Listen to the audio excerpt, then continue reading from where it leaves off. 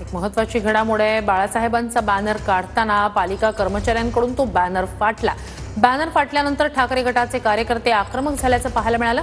सायन कोळीवाड्यातील शाखा क्रमांक 173 जवळचा हा प्रकार आहे। अखेर पोलिसांच्या मध्यस्थीनंतर पालिका कर्मचाऱ्यानं या प्रकरणी माफी मागितली आहे। पण तुम्हाला कार्यक्रम आमच्यातून व्हायचे आहे 23 जानेवारी अजून झाले नाही। त्यांच्याकडून ऐकून द्या आम्हाला ना। ती अनुदानानेच झाली। आम्ही कुठलीही गोष्ट जाणून बुजून नाही केलेली। जरी बाळासाहेबांचा किंवा आपल्या तिरंगाचा अपमान झाला त्या बाजूने दिलगिरी व्यक्त होतो, क्षमस्व काढल्यानंतर घडीमधून काढताना त्यांच्याकडून चुकीने झालं असेल तर त्याबद्दल आम्ही क्षमस्व नाही, चुकीने तो भाग वेगळा आहे। पण तुम्हाला कार्यक्रम आमच्यातून व्हायचे आहे 23 जानेवारी अजून झाले नाही।